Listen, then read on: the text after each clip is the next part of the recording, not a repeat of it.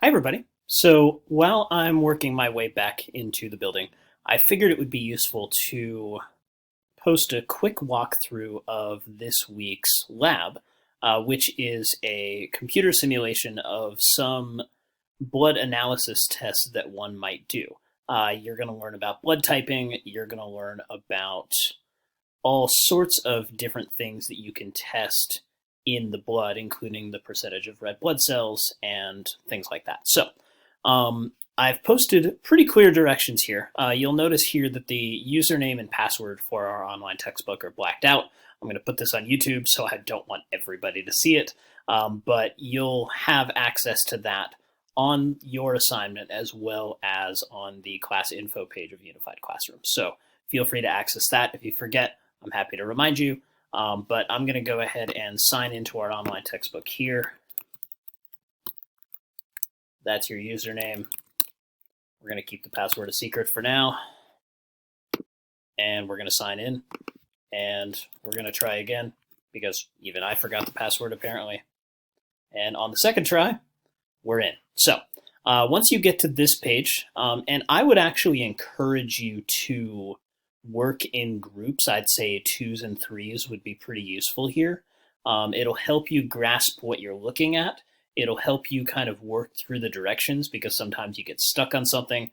And I'm 100% fine if you are looking at the same display and kind of answering things on your own computer. I would like individual assignments from everybody, but I think this is a really good chance to collaborate on this stuff. So on this screen, you are going to explore the study area, and you are going to come up on this screen, and on the left-hand side of the page, you're going to scroll down, and you'll see an icon that says Physiox.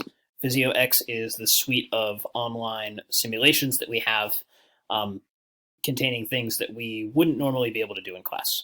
We're not going to cut the hamstring muscle out of a frog and test it, for example, and we're not going to be able to use real blood to do these blood tests. In fact, I used to do some blood typing with real blood, and I'm no longer able to do that. So you're going to scroll down for this activity all the way to exercise 11, which is blood analysis. And what I'm having you do for this simulation is activities 1, 2, and 3. There's actually a lot of background on blood typing on the blood web quest that we're doing, so I chose not to include that here. We may bring it back a little bit later, but for now, we're going to do activities 1 through 3. So activity 1 is hematocrit determination, and you'll learn in the introduction what hematocrit is. So you're going to click on that activity. The first thing you're going to want to do is to click on Next down here. It'll bring you to the introduction, and you'll want to read through this introduction. In a few cases, actually in this activity, I ask you to answer some questions based on what you see in the introduction. And the introduction is also going to help you know what you're looking at. So you're going to go through the introduction here, read through that, obviously a bit slower than I'm doing here.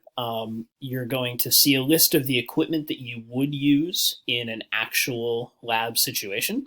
And some of you may be able to do this sort of thing in college, and certainly in your careers if you decide to go in this direction. We just don't have the facilities to be able to do it in our building. And I would recommend that you go through the pre-lab quiz. You don't necessarily have to, but it's not a bad idea to kind of quiz yourself on what you're seeing. So the main part of what we're doing here in every case is the experiment. You can kind of go past this, and then you're going to have a screen here, and you're going to have what I think are pretty clear instructions about what to do. And so in this case, we're going to drag a heparinized capillary tube, and that is, heparinized means it's treated with a chemical that prevents clotting. And we're going to bring that to the first test tube. And then it's going to give us clear directions to drag that capillary tube containing sample 1.